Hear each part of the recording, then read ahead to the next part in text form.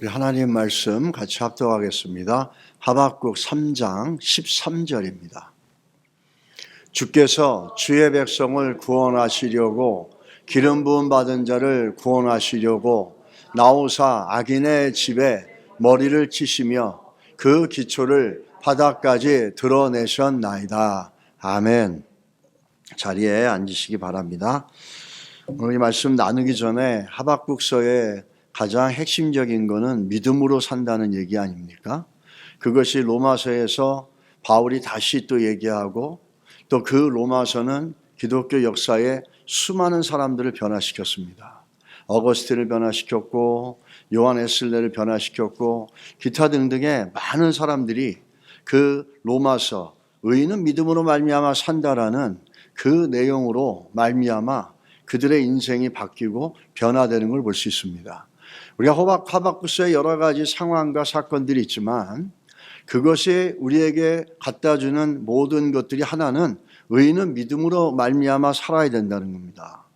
의인은 예수를 믿는 여러분과 저는 오늘도 하나님을 신뢰하는 믿음으로 살아야 되고 예수를 주인 삼아 살아가는 그 믿음으로 오늘도 살아가야 된다는 겁니다.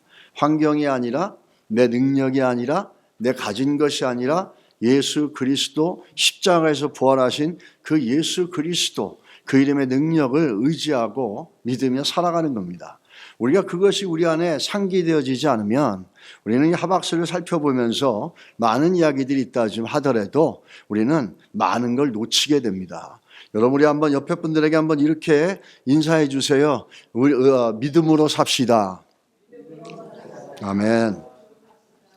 오늘은 우리가 지난주에는 하박국이 절망적인 상황 속에서 다시 믿음을 재발견하는 역사가 2장 4절에 나오지 않습니까? 오늘은 좀 하박국이 그 믿음을 발견하면서 함께 주어지고 나타나는 게 뭐냐면 하나님에 대한 지식이에요. 결론적으로 얘기하면 올바른 신앙은 올바른 지식에서 나옵니다. 근데 이 지식은 다른 거와 좀 다르죠. 절망적인 상황에서 믿음의 가치를 다시 한번 확인한 하박국은 완전히 바뀌어버립니다. 그래서 처음에 시작할 때는 하나님 앞에 항변하고 하나님 앞에 스캡티컬하고 하나님께 회의적이고 어떻게 하여 이렇게 하나님의 백성을 하실 수 있습니까? 이렇게 했던 이 하박국 2장의 4절 의인은 믿음으로 말미암아 산다라는 하나님의 계시. 우리가 계시 그러면은 뭐 이런 걸 얘기 많이 합니다. 뭐 자기만의 특별한 걸 알았다. 뭐 당신을 향한 내가 예언을 해주겠다. 뭐 기타 등등의 것들이 있지 않습니까? 근데 성경은 하나님의 묵시, 하나님의 계시가 뭔지를 명확하게 얘기하고 있어요. 이게 뭐죠? 믿음으로 사는 거예요. 다른 믿음이 아니라 돈을 믿는 믿음이 아니고 내 능력을 믿는 믿음이 아니라 하나님을 신뢰하는 그 믿음으로 사는 거예요. 이게 뭐라고요? 하나님의 계시라는 거예요. 이 짧은 하나님의 음성, 하나님의 말씀을 듣고 나서 참 놀라운 건 뭔지 아십니까? 어떻게 이렇게 하박국이 갑자기 바뀌었냐라는 거죠.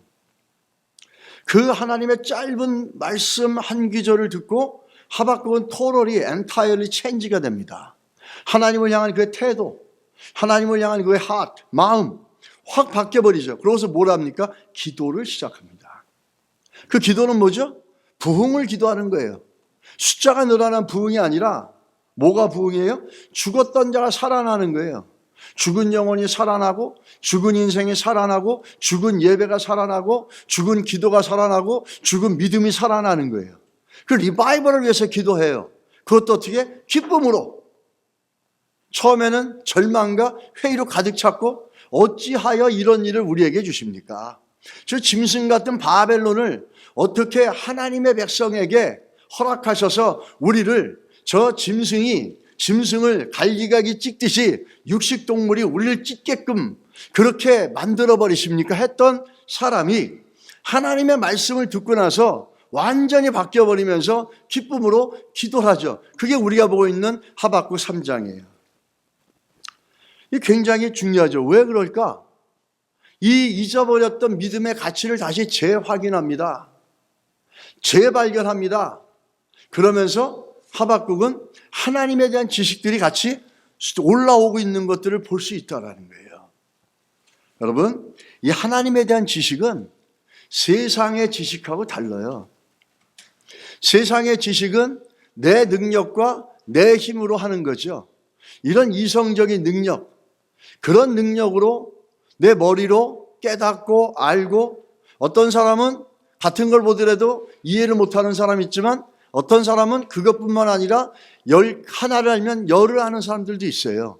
그런 갖고 있는 지혜와 지식과 이해의 능력들, 이걸로 주어지는 게 하나님의 지식은 아니라는 거예요.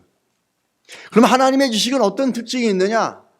하나님을 아는 지식은 하나님의 성령의 감동과 감화함과 조명하심을 통해서 우리 영혼을 사로잡고 우리 가운데 들어오는 겁니다. 그렇게 생기는 게 하나님의 지식이에요.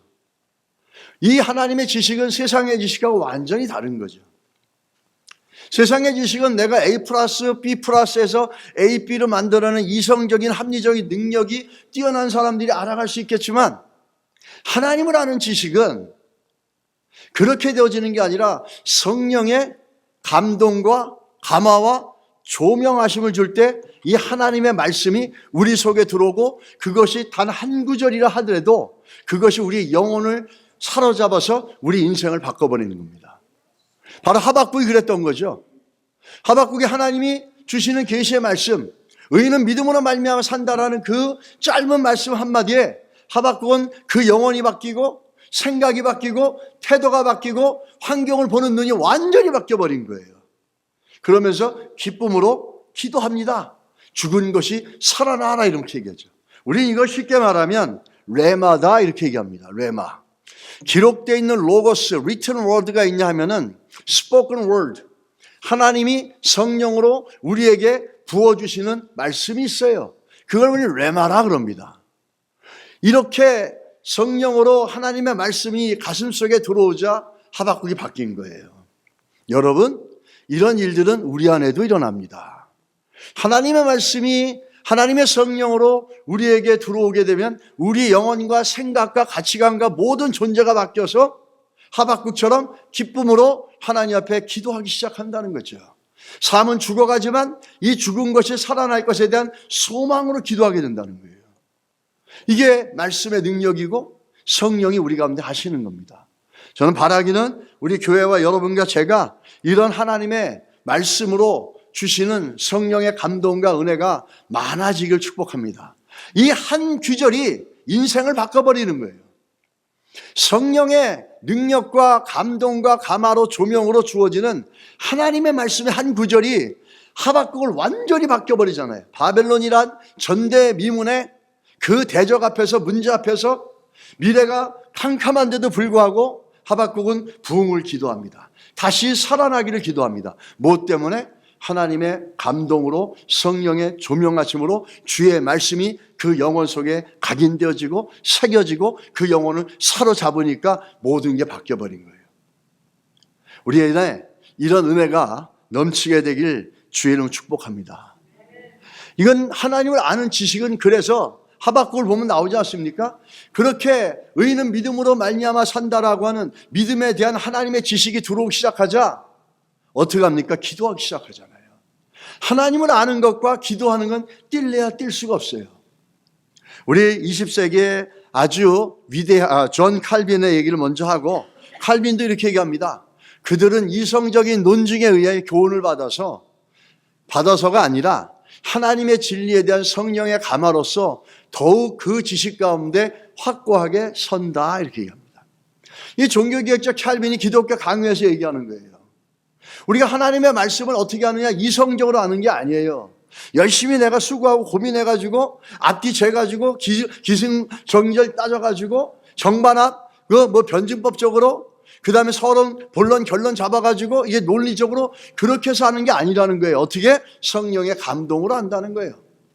성령의 감동으로 하나님을 아는 진리가, 하나님을 아는 지식이 들어와서 우리가 그 지식 가운데 확고해진다는 거예요. 그게 누구에게 지금 나타나고 있습니까? 하박국에게 나타나고 있다는 거예요. 그건 여러분과 저에게도 나타나야 돼요.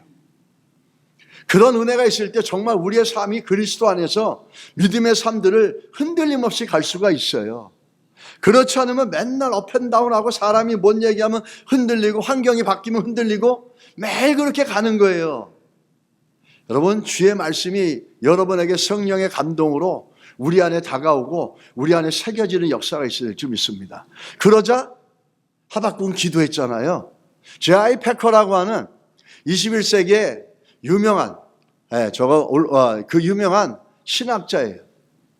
이분은 굉장히 청교도 신앙을 가지고 있는 경건한 신학자였습니다. 지금은 돌아가셨는데 그분이 쓴 책 중에 노인갓이라고 하나님을 아는 지식이라는 책이 있어요.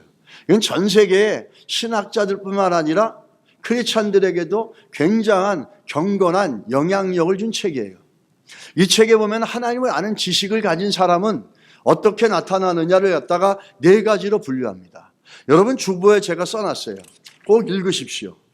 이 주보의 내용, 그 목회 칼럼은 우리가 읽고 듣고 있는 하나님의 말씀에 오늘 설교에 부합되는 것들로서 설교에서 다 얘기할 수 없는 것들을 부합하고 도와줄 수 있고 첨가할 수 있는 내용들을 여기에 써놓은 거예요. 설교를 듣고 이 칼럼을 같이 읽으면 여러분도 풍성해질 줄 믿습니다. 4가지로 하는데 첫째가 뭔지 아십니까? 첫째는 가장 좋은 거잖아요. 이 primary of his definition, 그의 정의의 가장 중요한 게 뭐냐면 하나님을 아는 사람들은 하나님을 위한 엄청난 헌신을 내보입니다. 자기의 하나님을 아는 사람들은 무엇보다도 먼저 기도하는 사람들이요. 하나님의 영광을 위한 그들의 열심과 헌신은 기도 안에서 최초로 표현되어집니다. 마더 테레사도 그런 얘기를 했어요. 모든 것은 기도로 시작한다. 봉사, 기도하지 않는 자는 봉사하지 못한다. 헌신, 기도하지 않는 자는 헌신하지 못한다. 사랑, 기도하지 않는 자는 사랑하지 못한다. 모든 것들이 기도로부터 시작된다는 거예요. 하나님을 아는다, 하나님을 아는 지식이 있다라는 건 최초로 어디서부터 시작됩니까? 기도로부터 시작되는 거예요. 기도에서 헌신이 나오고, 기도에서 희생이 나오고, 기도에서 하나님의 영광을 위해서 자기 드림이 나오고 자기 포기가 나오는 거예요. 그런데 그러면서 이 J.I. 패커가 박사님이 뭐라고 그랬는지 아십니까? 그 다음에 그리고 하나님을 아는 지식이 많아질수록 기도하고자 하는 열망은 더욱 커집니다. 할렐루야. 내가 하나님을 안다 그러면서도 기도에 마음이 없어. 이거는 심각한 거죠. 여러분, 한 주 동안 여러분 삶 가운데 기도라고 하는 단어 얼마만큼 생각해 보셨고 기도의 시간을 얼마나 드렸어요? 좋아요. 바빠서 기도하지 못했던 거 이해합니다. 좋습니다. 그런데 이거는 이해할 수가 없어요. 내가 기도하지 않는 것에 대한, 그러므로 내가 기도해야 되겠다는 부담감 얼마나 가졌어요? 아, 내가 기도하지 않고 있구나. 내가 기도해야 되겠는데 이 부담감 얼마나 가졌어요? 바쁘셔서 기도 못한 거 백보양보해서 이해할 수 있다 해요. 그렇다면 기도하지 못하는 나를 보면서 기도하지 못하는 것에 대한 여러분 마음의 부담감은 있으셨습니까? 없으셨습니까? 없으셨다면 여러분, 우리 신앙을 정말 점검해 봐야 돼요. 그런 게 있으셨다면 감사하시고 시간을 주 앞에 드릴 수 있는 그런 삶이 될 수 있기를 축복합니다. 따라서 우리에게 그런 기도를 하고자 하는 열망이 없다면, 그리고 실제로 그런 기도를 거의 하지 않는다면 이는 아직 하나님을 거의 모른다는 분명한 표시입니다. 하나님을 안다는 것, 하나님을 아는 지식은 무엇으로 표출되어집니까? 기도함으로 표출되어진다는 거예요. 기도하는 사람들이 섬기게 되고, 기도하는 사람들이 헌신하고, 기도하는 사람들이 희생합니다. 기도하지 않는 사람들은 첫째, 오늘 J.I. 패커라는 분의 말에 의하면 하나님을 아는 게 아니라는 거죠. 바른 말로 말하면 there is no knowledge of God in our heart. 우리 마음에 하나님을 아는 지식이 없는 거예요. 최소한 내가 기도하지 못하고 바쁘게 있을 때 내가 기도하지 못하는구나, 이것에 대한 부담감은 있어야 되는 거예요. 일주일을 살면서 말씀 한 장, 우리가 성경 쓰는 거 하잖아요. 한 장만이라도 쓰세요, 하루에. 그리고 묵상하세요. 그러면 기도가 나오게 돼 있어요. 근데 그것도 못합니다. 그런데 못하는데도 전혀 마음에 부담감이 없어. 내가 왜 이러지? 그래서 성경을 좀 읽어야지, 기도해야지, 하나님. 이런 부담감이 전혀 없어. 그런데 내 크리스찬? 예수 믿는 사람? 거기에 예스라고 대답할 수가 없어요. 힘들어요, 예스라고 대답하기가. 우리가 이게 기도하는 사람과 하나님을 아는 지식은 뛸래야 뛸 수 없다라고 이 제아의 패커가 얘기합니다. 이게 유사한 성경 구절이 있죠. 히브리서 11장 6절이에요. 같이 한번 읽을까요? 믿음이 없이는 하나님을 기쁘시게 하지 못하나니 하나님께 나아가는 자는 그가 계신 것과 또한 그가 자기를 찾는 자들에게 상 주시는 이심을 믿어야 할지니라. 아멘. 우리가 11에서 11장 6절을 갖다가 믿음이 없이는 하나님을 기쁘시게 못한다고 얘기하는데, 그러면 그 믿음이 뭐냐라고 하는 것에는 생각하지 않아요. 믿음이 없이는 하나님을 기쁘시게 못한다라고 얘기하는데, 이 히브리서 11장 6절에 믿음이 뭐를 얘기하고 있는지는 그거는 생각하지 않는 거예요. 히브리서 11장 6절에 하나님을 기쁘시게 할 수 없는, 믿음이 없으면 하나님을 기쁘시게 할 수 없다고 했는데, 그렇다면 어떤 믿음이어야 되냐는 거죠. 그 믿음이 뭐냐라는 거죠. 그 믿음의 정의가 뭐냐라는 거죠. 그게 저 빨간 글로 써놓은 거예요. 하나님께 나아가는 자. 믿음이 있는 자는 하나님을 향해서 나가는 자예요. 믿음이 있는 자는 하나님을 향해서 움직이는 자예요. 그래서 믿음이 있는 사람은 그 영혼에 이끼가 끼지 않습니다. 구르는 돌에 이끼가 끼지 않는 것처럼 믿음이 있는 사람은 하나님께 늘 나가는 자들이기 때문에 거기에 영적인 이끼가, 불신의 미끼가 끼지 않는다는 거예요. 나간다는 게 뭘까요? 첫째, 기도라는 거죠. 이 기도라는 거예요. 여러분, 믿음이 있다면은 그 믿음을 하나님을 기쁘시게 한다면 제일 먼저 뭐가 시작됩니까? 이 제아이 패커 얘기하는 것처럼 하나님을 안다면, 하나님 아는 믿음의 지식이 있다면 우리는 뭘 해야 돼? 하나님께 나아가야 된다는 거예요. 이게 기도라는 거죠. 나아가는 거예요. 하나님을 기쁘시게 하려면 믿음이 있어야 되는데 무슨 믿음? 대답을 못 하잖아요. 무슨 믿음으로 기쁘시게 하는데? 그냥 무슨 믿음? 입술로만 얘기하는 게 그 믿음인가? 아니죠. 정말 하나님을 기쁘시게 하는 믿음이 어떤 거냐면, 히브리서는 얘기하죠. 하나님께 나아가는 자라고. 하나님께 나아가는 자라는 거예요. 그 나아가는 건 뭘로 시작합니까? 기도로 시작합니다. 여러분, 만약에 한 주간에 살면서 기도하지 못한 거 it's okay. 이해해요. 그런데 기도하지 않는 나를 보면서 조금도 부담 갖지 못했다면 여러분, 돌이키시기 바랍니다. 우리 오늘 성경을 보는데 성경을 많이 아는 것과 성경을 올바로 아는 건 다른 겁니다. 우리 로마서를 가서 보게 되면 로마서 10장 2절로 3절에 보면 바울이 얘기합니다. 내가 증거하노니 저희가 하나님께 열심히 있으나 지식을 쫓는 것이 아니라 하나님의 의를 모르고 자기 의를 세우려고 힘써 하나님의 의를 복종치 아니하였느니라. 올바른 믿음은 올바른 지식 위에서 시작됩니다. 바울이 얘기하죠. 그래, 니네들 열심히 있는 거 내가 인정해 줄게. You have a passion for the Lord. 예, 맞아. 그런데 그 열심이 올바른 지식에서 나온 것이 아니라는 거예요. 올바른 지식에서 나오지 않으니까 그 열심이 무슨 의를 쌓는다고요? 자기 의를 세운다는 거예요. 그게 올바른 지식에서 나온 올바른 열정이고 믿음이라면 그게 무슨 의를 쫓아야 된다고요? 하나님의 의를 쫓고 하나님의 의에 복종해야 된다는 거예요. 근데 너희들은 열심히 있고 열정이 있지만은 너희들이 갖고 있는 그 열정은 올바른 하나님을 아는 지식 위에서 나온 게 아니라는 겁니다. 올바른 믿음은 인간이 말하는 그런 지식이 아니라 하나님을 아는 지식인데 그건 성령의 감동으로 조명함으로 우리에게 믿겨지는 겁니다. 내가 노력해서 알아내서 믿는 게 아니라 성령의 감동과 조명하심으로 믿어지게 되어지고 알게 되어지고 그리고 그 위에 견고하게 쓰는 겁니다. 칼빈도 얘기하고 제아이 패커도 얘기하고 오늘 바울도 얘기하고 있지 않습니까? 성경이 말하는 올바른 지식은 일반 세상의 지식이 아니라 예수 그리스도가 구세주시고 하나님의 아들이라는 그것들이 가장 근간이 되고 뿌리가 되어야 된다는 거예요. 그 지식을 알고 나서 바울은 어떻게 했습니까? 자기가 갖고 있는 모든 것을 배설물처럼 여깁니다.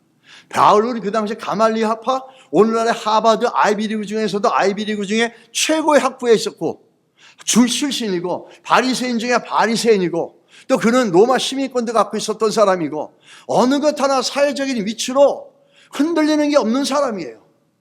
어느 것 하나 부족함이 없는 사람이에요. 근데 예수가 그리스도시가 하나님의 아들인 걸 아는 순간 내가 가지고 있는 이 모든 것들이 배설물, 똥 같다라고 얘기하는 거예요. 하나님을 아는 지식은 고상하다, 바울이 이렇게 얘기하죠.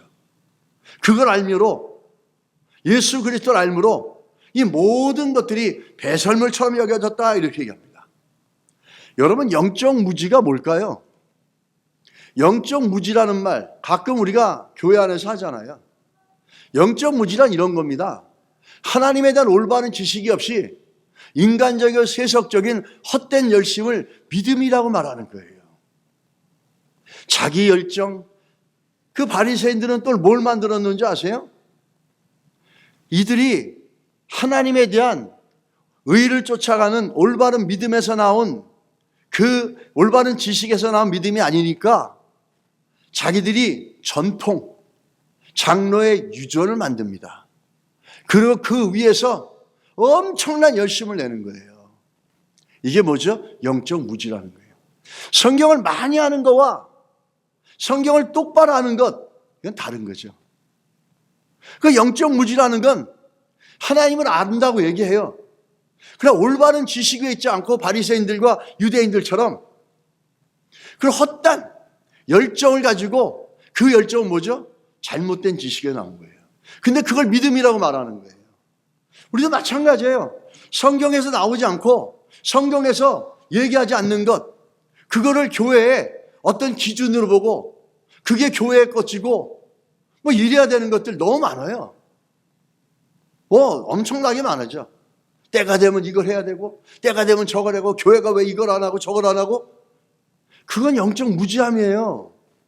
그런 열정과 열심은 인간적인 데서 나오는 거지 하나님을 아는 올바른 지식에서 나오는 믿음의 열정이 아니라는 거예요. 그걸 좀 분별해야 된다는 거죠. 그걸 분별 못하면 이게 교회인지 사람들의 모임인지 이게 교회지 하나님을 알아가는 곳인지 먹고 마시는 노는 데인지 분별이 안 되는 거예요. 이게. 우리는 그런 무지함 속에 바리새인들만 욕할 게 아니에요. 우리도 이런 무지함 속에서 내가 만들고 인간이 만든 것들 위해서 이게 믿음이라 그러면서 헛된 열심으로 살아갈 때가 많아요. 우리는 이것들을 돌아봐야 됩니다. 오늘 하나님을 아는 지식은 성령으로 주어집니다.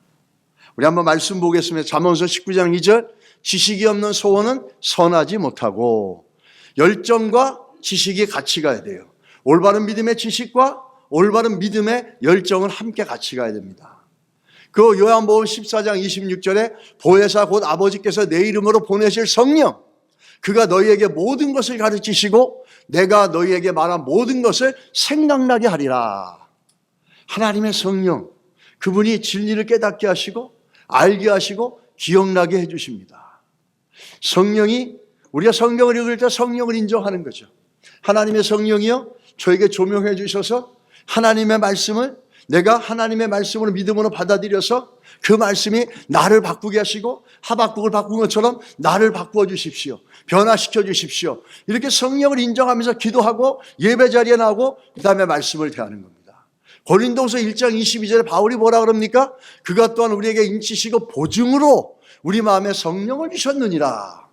하나님의 성령이 올 때 하나님을 아는 지식이 올바르게 우리에게 믿음으로 고백되어지고 올바른 하나님에 대한 지식이 있을 때 우리의 열정과 믿음의 의와 믿음의 열정이 올바르게 일어나게 될 줄 믿습니다. 성경이 얘기하는 거예요.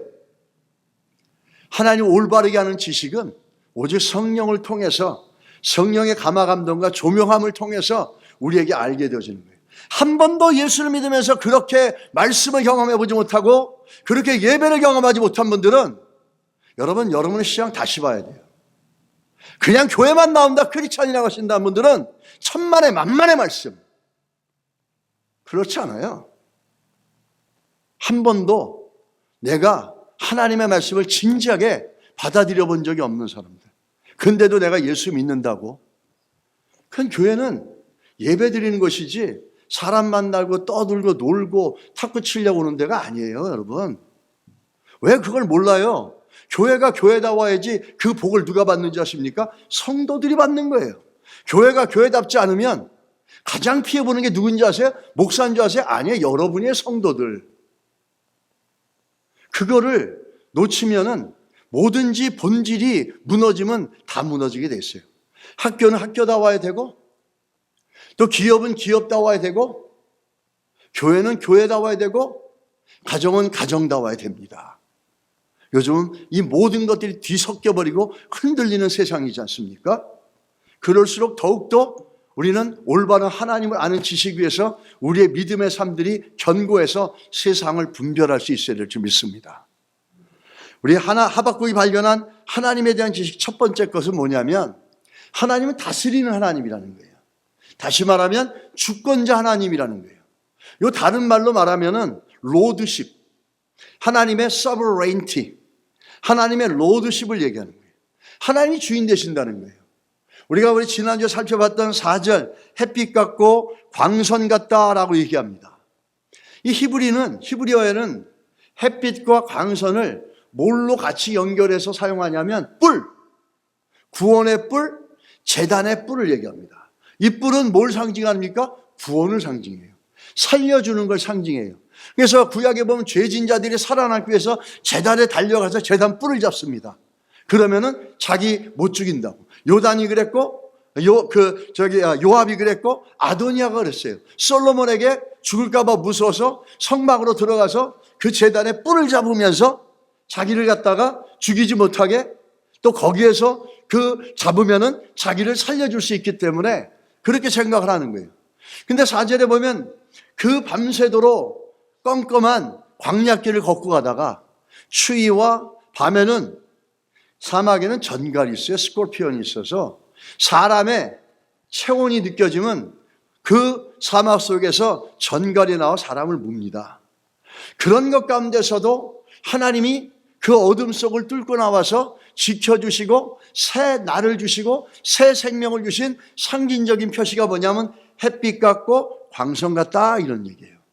그러면서 너희들의 그런 시간들을 갖다가 다 지나서 나오게끔 빛처럼 빛을 내시고 살려주고 구원시킨 게 하나님이시라는 거예요. 그러면서 5절에 뭐라고 그러죠? 역병이 그 앞에서 행하며 불덩이가 그의 밑에서 나오는 거다. 심지어 질병도 전염병도 그 팬데믹도 에피데믹도 그 질병 디시즈 이 모든 것도 하나님이 막으실 수도 있고 하나님이 허락하실 수도 있다는 거예요. 이 모든 것들이 하나님께 달렸다는 거예요. 하나님 그걸 통해서 심판하실 수도 있고 그것을 멈출 수도 있다는 겁니다. 또 더 나아가서 여러 나라가 전율하며 이렇게 얘기합니다. 그 6절에 보면은 서신즉 땅이 진동하며 그가 보신즉 여러 나라가 전율하며 이렇게 합니다. 영원한 산이 무너지고 무궁한 작은 산이 엎드려 지나니 그의 행하심이 예로부터 그러하시도다. 이 말 속에 서신즉 이게 굉장히 의미가 있습니다. 서신즉이란 단어는 어떤 의미를 얘기하냐면 하나님께서 우리들의 삶 가운데 간섭하시고 개입하셔서 우리들의 인생을 변화시키고 막아주시고 이끌어주시고 보호해주심을 얘기해 주는 거예요.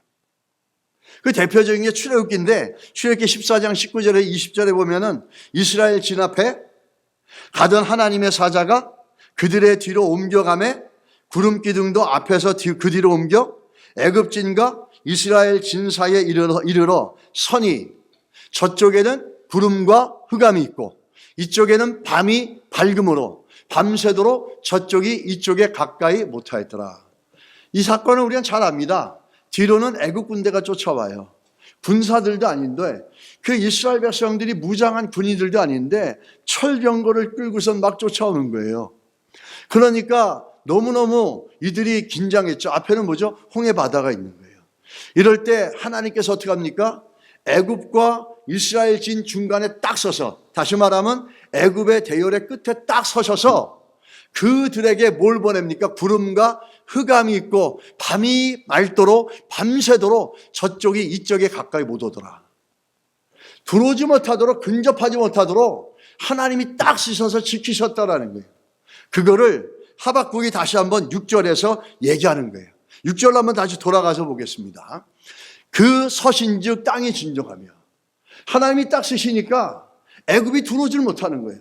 애굽의 철병거가 애굽의 그 거대한 군대들이 이스라엘 백성의 뒤를 칠 수가 없는 거예요. 하나님이 딱 쓰신즉. 하나님을 이렇게 쓰셔서 여러 나라가 전율하고 영원한 무궁한 산과 땅들이 다 흔들린다는 거죠. 이 말 속에 특별히 7절에 보면은 구산과 미디안이라는 나라가 나옵니다. 이 나라는 이 이스라엘 백성들이 이 가나안에 정착할 때 이스라엘 백성을 가장 고통스럽게 만들었던 나라예요. 구산과 미디안이. 근데 그 구산과 미디안을 하나님이 사사를 보내서 다 해결해 주시지 않았습니까? 이 흥망성쇠가 생사화복이 누구에게 달렸느냐를 갖다가 하박국은 다시 한번 인식하는 거예요. 이걸 우리 하나님의 주권이라 그럽니다. 예수를 믿으면서 하나님의 주권이 뭔지를 모르고 하나님의 주인 되심을 모른다면 우린 여전히 내 의를 쌓고 내가 주인 되죠. 바리새인들처럼. 그 말은 뭐죠? 잘못된 믿음의 지식 위에 서 있다라는 거예요. 아니면 한 번도 하나님에 대해서 정말 믿어본 적이 없던지 그 모습들을 얘기해 주고 있다는 거예요. 영원한 산, 무궁한 작은 산, 이 산과 이 산의 의미는 어떤 의미가 있냐면 이 산은 여러분 우리가 이런 생각하죠. 땅이 무너지지 않아요. 산이 무너지지 않아요. 그런 것처럼 저 영원할 것 같고 저 산이 무너지지 않고 저 언덕이 무너지지 않는다 이렇게 얘기합니다. 이 영원할 거라는 거예요 이게. 근데 이걸 뭘 비유해서 얘기하냐면 바벨론을 비유해서 얘기하는 거예요. 자기들에게 엄청난 문제이고 자기들이 감당할 수 없는 존재인데 그 감당할 수 없는 존재가 영원할 것 같지만 그들도 하나님 앞에서 무너질 수밖에 없고 하나님이 대신해서 해결해 주시고 다스린다라는 거예요. 그래서 하나님의 주권을 믿는 신앙, 그 신앙은 어떤 신앙일까요? 우리가 저 빨간 줄로 쓴 거 한번 읽어볼까요? 우리의 짐을 맡아주시는 하나님. 아멘. 하나님의 주권, 하나님의 인생의 주인이라고 믿는 것은 어떤 믿음의 모습이냐면 우리 안에 어떤 믿음으로 표현되냐면 하나님께 우리의 짐을 맡기는 거예요. 그리고 우리가 하나님을 어떻게 알고 있습니까? 하나님은 우리의 짐을 맡아주시는 분이라는 거예요. 그분이 다스리고 그분이 치리하신다는 거예요. 우리가 예수를 믿으면서도 하나님 앞에 맡겨나가고 하나님 앞에 드려나가는 삶이 돼야지 우리의 신앙이 견고해지고 올바른 믿음의 지식 위에 서 있다고 볼 수 있습니다. 내 능력 보고 내가 가진 것 같고 내 힘으로 하려고 하는 것, 이것도 우리가 어떨 때 가능할 수 있겠지만 근본적으로는 하나님께 맡기는 겁니다. 결과를 하나님께 맡기고 우리는 우리 할 걸 최선을 다하는 거죠. 이 맡기지 못하는 신앙은 굉장히 오판에 빠집니다. 하나의 재미있는 예화가 있는데 이 수탉의 어리석음이라고 제가 썼는데 그 어떤 동물 농장에 수탉 한 마리가 있었어요. 이게 자신이 어떤 생각을 하면 자기가 해를 뜨게 한다 생각한 거예요.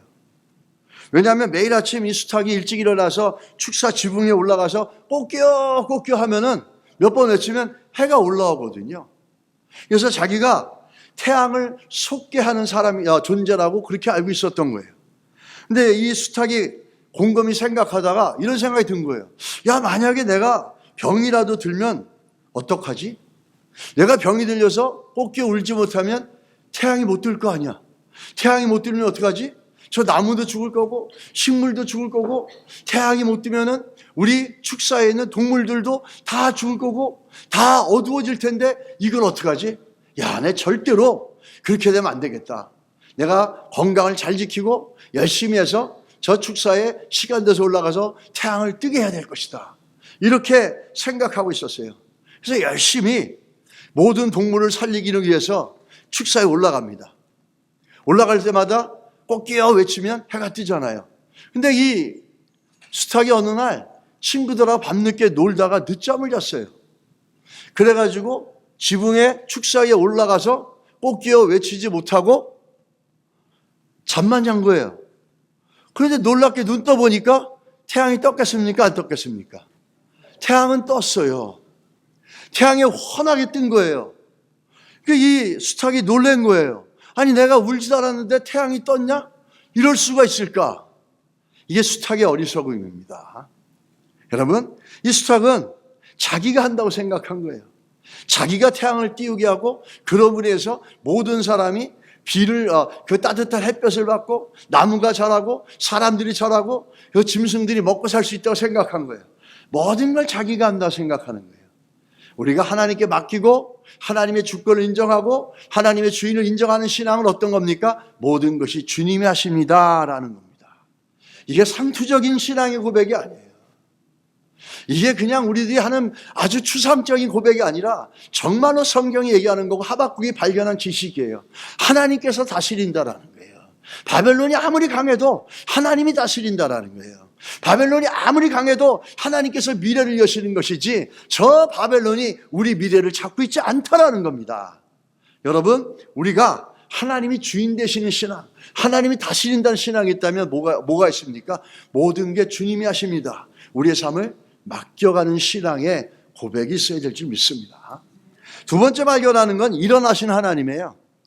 성경의 8절에서 9절에 보면 하나님께서 어떤 모습을 보여주냐면 이거는 하박국이 묘사하는 거예요.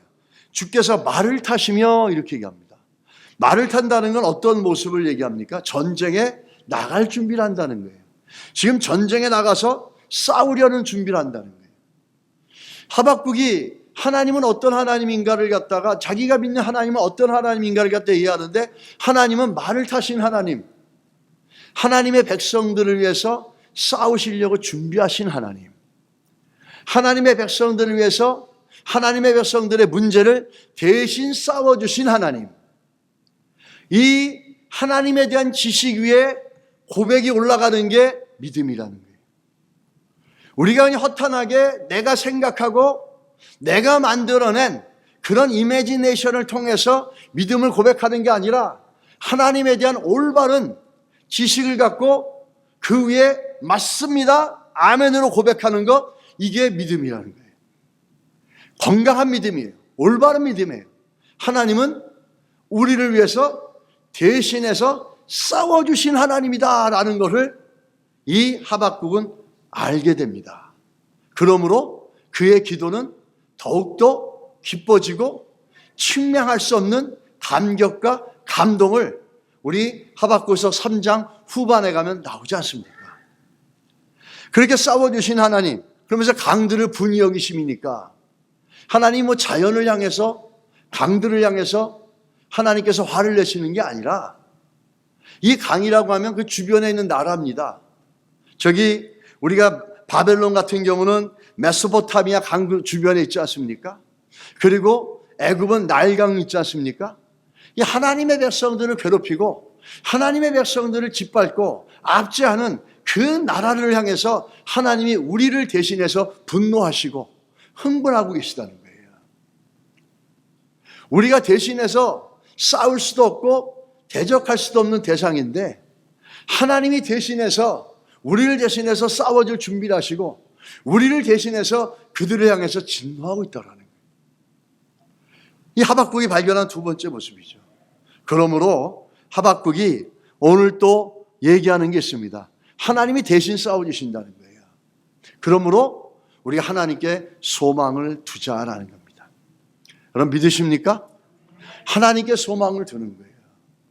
다윗은 그 시편에서 그가 절망스러울 때마다 결국에 그 인생의 문제들을 해결하고 일어날 수 있던 시작점이 뭐냐면 그의 마음의 소망이 하나님께로 회복될 때 그는 회복되어졌고 그 삶의 문제 속에서 일어날 수가 있었어요. 다윗의 인생을 보십시오. 기적이 없어요. 다 그가 믿음으로 기도하고 하나님께 소망을 두고 문제 속에서 일어나며 찬양과 감사로 믿음으로 결단하고 나갔던 것밖에 없어요. 다윗은 그랬어요. 믿음으로 고백하고 나갈 때 골리앗이 넘어졌어요. 믿음으로 하나님을 신뢰하고 나갈 때 저 3,000명, 몇천 명을 데리고 사울이 다윗을 잡으려고 그랬는데 오히려 어떻게 합니까? 사울이 다윗에게 잡히잖아요. 놀랍지 않습니까? 이게 너무나 아이러니하지 않습니까? 이건 정말 성경이 보여주는 코미디예요.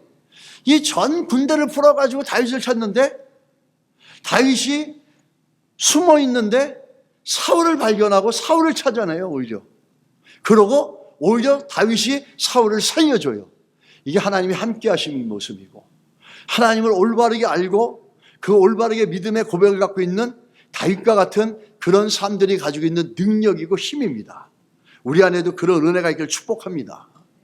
이 하나님께 소망을 두라는 건 이게 가장 큰 복이라는 거죠.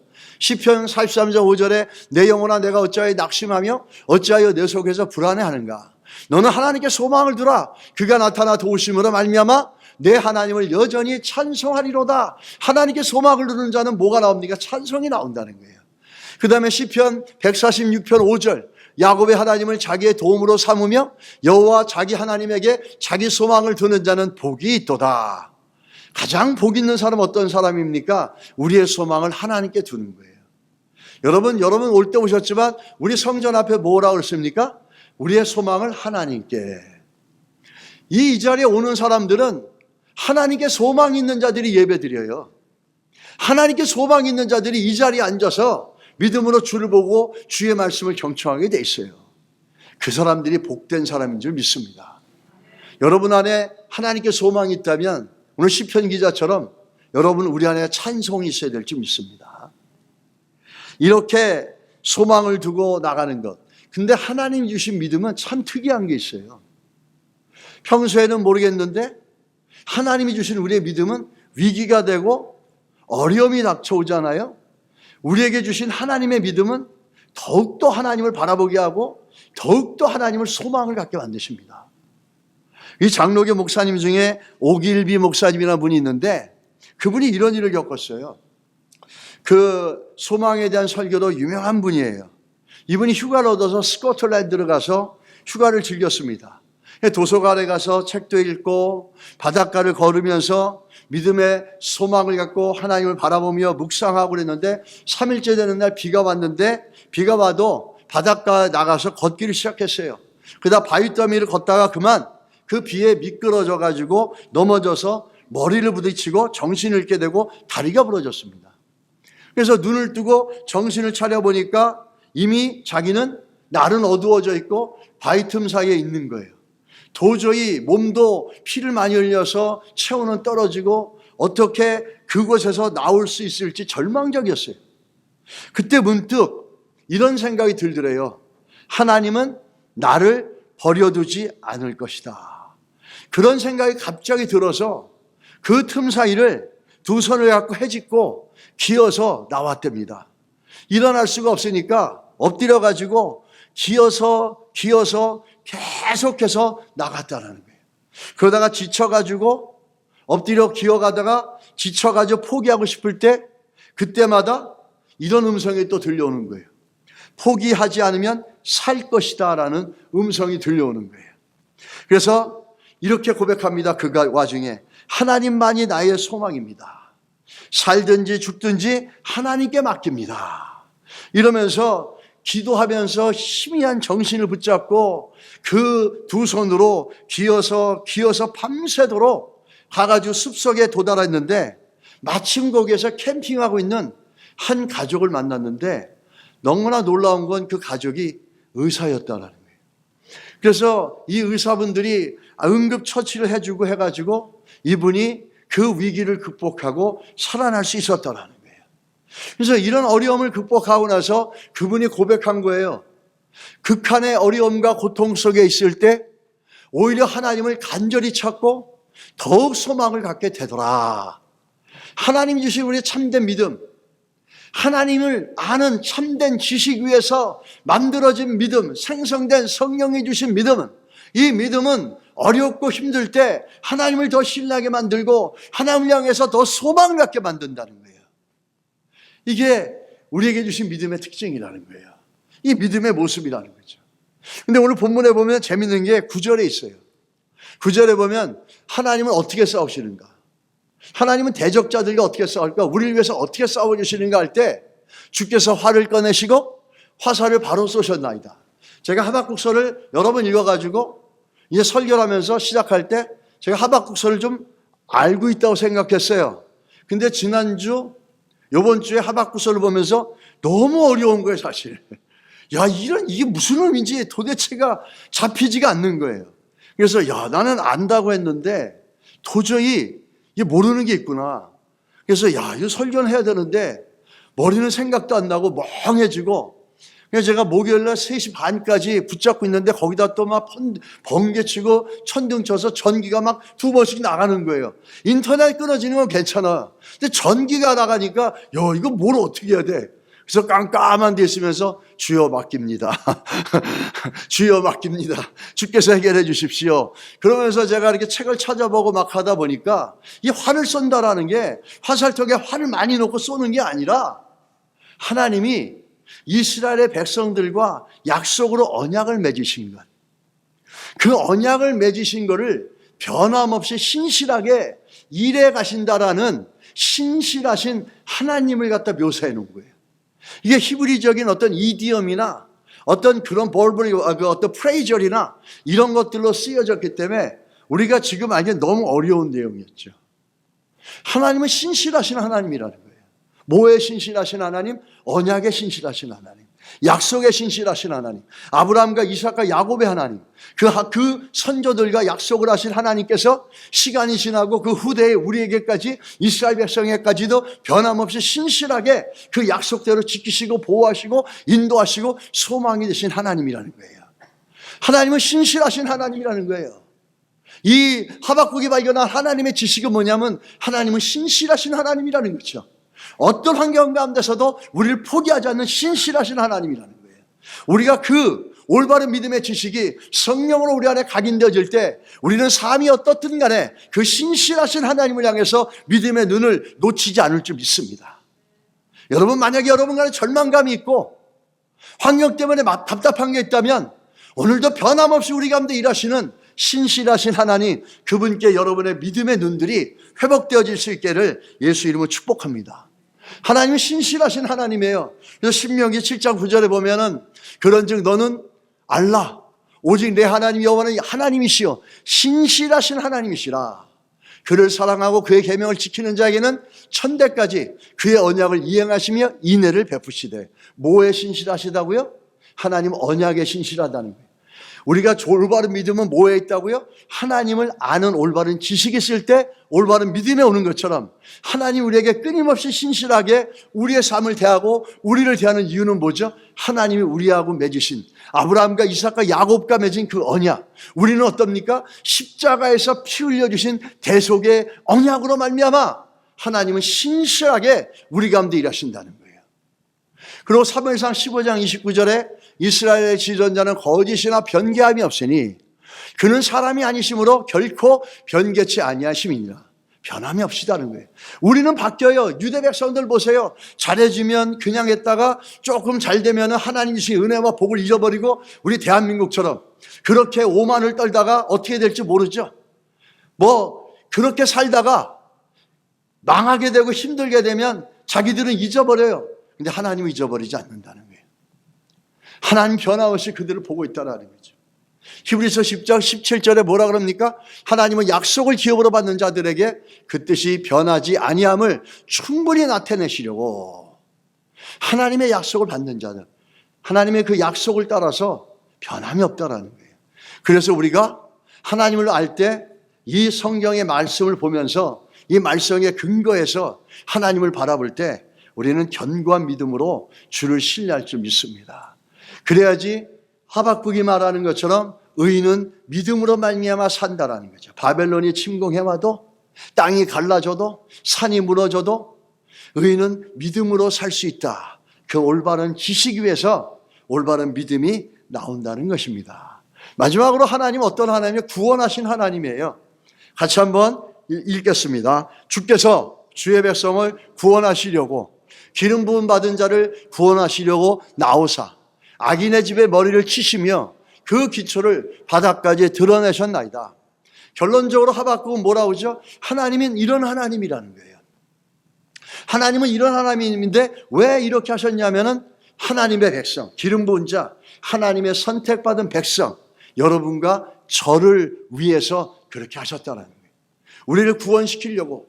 하나님은 근본적으로 구원시키시고 우리에게 평안을 주시고 우리에게 복을 주시고 은혜를 주시기 원하는 하나님이지, 바벨론에게 지배받아서 영원히 지배받아서 없어지게 하시려고 우리에게 저 징계를 주고 때로는 회초리를 주시는 분이 아니라는 겁니다. 그래서 결국에는 우리를 구하려고, 하나님의 백성을 구원하려고 하나님께서 이렇게 하셨다라는 거예요. 성경을 보면은 하나님께서 우리를 위해서 일하시고 있고 싸우시고 있다는 표현이 너무나 많이 나옵니다. 신명기 1장 29절로 30절에 보면 내가 너희에게 말하기를 그들을 무서워하지 말라, 두려워하지 말라. 너희보다 먼저 가시는 너희 하나님 여호와께서 애굽에서 너희를 위하여 너희 목전에서 모든 일을 행하신 것 같이 이제도 너희를 위해서 싸우실 것이다. 하나님이 싸우시는 데 특징이 있어요. 그건 뭐냐? 우리보다 먼저 가신다는 거예요. 할렐루야. 항상 우리보다 먼저 가시는 거예요. 너희 목전에서 모든 일을 행하신 것 같이. 그러면서 우리 앞에서 그것을 행해서 그걸 보게 하는 거예요. 마치 원수의 앞에서 하나님께서 상을 베푸시는 것처럼 먼저 가셔서 준비해 놓으신다는 거예요.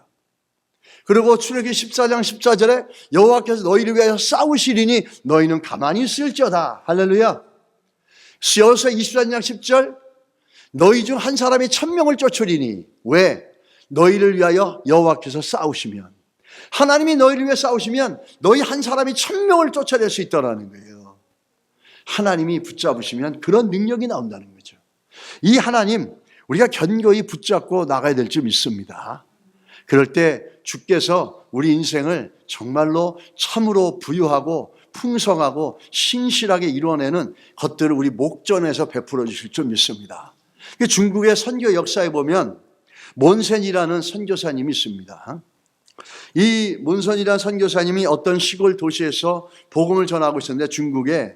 그런데 도적대들 수백 명이 그 마을에 침입해 들어온 거예요. 근데 이 몬센이라는 선교사님의 집에 그 동네에 많은 부녀자들과 사람들이 모여 있었습니다. 이 몬센 선교사님 집에 이렇게 모여 있는데 그 저택을 이 도적대들이 다 포위하고 있었던 거예요. 그러나 전날 밤 이 몬센 선교사님은 말라리아에 걸려서 밤새도록 누워서 심한 열로 고통을 받고 있었어요. 그 약탈자들이 쳐들어왔는데 이분은 어떻게 할 수가 없잖아요. 그래서 고통스러웠지만 이 도둑죄들이 여기까지 오게 되면 어떻게 되는가? 이 저택을 불지르려면 여기에 있는 수많은 이 사람들은 어떻게 되는 건가? 누워서 너무너무나 고민이 되고 걱정이 된 거예요. 그래서 몬센 선교사님이 누워서 고열 가운데 시달리면서 이렇게 기도합니다. 주여, 나는 이 젊은 사람들에게 수년 동안 당신의 약속은 신실하다고 가르쳐 왔고 하나님은 언제나 우리와 함께 계시며 지켜주신다고 가르쳐 왔습니다.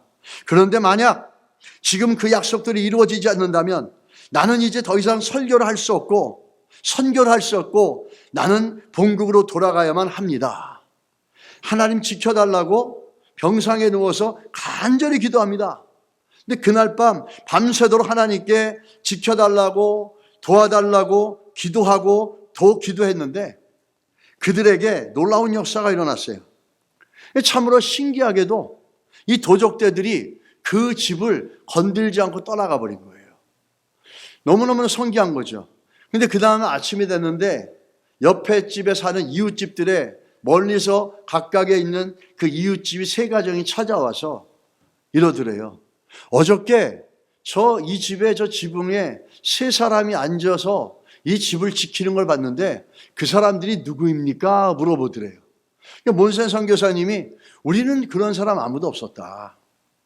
아무도 그런 사람이 누구도 지붕 위에 올라간 사람이 없다. 근데 이 세 사람이 하는 말이 우리는 우리 눈으로 똑똑히 보았습니다. 저 지붕에 세 사람이 이 저택을 지키고 있는 걸 보았습니다. 이렇게 얘기를 하더랍니다. 여러분, 하나님께서 우리를 구원하시고 하나님께서 우리를 지키시는 하나님이시라는 것을 믿으시기 바랍니다. 이 올바른 믿음의 지식이 우리에게 올바른 믿음의 고백을 만들 수가 있다는 거예요. 올바른 믿음의 지식이 없으면 인간적인 열정이, 세속적인 열정이 그것이 믿음인 줄 알고 착각하고 유대인들처럼 살 수 있다는 거예요. 오늘도 우리를 지키시고 우리를 구원하시고 대신 싸워주시고 모든 걸 다스리는 그 하나님을, 성경이 말하는 그 하나님을 올바르게 믿으시고 받아들이시고 그래서 그 믿음대로 되어지는 역사가 있기를 예수 이름으로 축복합니다.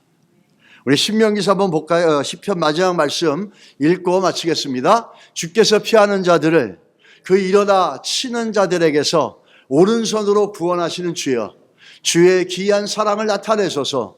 나를 눈동자같이 지키시고 그의 날개 그늘 아래 감추사. 아멘. 기도하겠습니다. 하나님 아버지, 우리 안에 하나님을 아는 올바른 믿음의 지식을 주셔서 그 지식 위에 올바른 믿음의 고백을 갖게 하여 주시옵시고, 하나님을 아는 자는 기도한다고 그랬습니다. 기도하고 환경에 눌리지 않고 환경보다 크시고 환경을 해결하시는 다스리는 하나님을 향한 믿음의 지식 위에 올바른 고백들이 나올 수 있도록 하나님 은혜를 베풀어 주시기를 원합니다.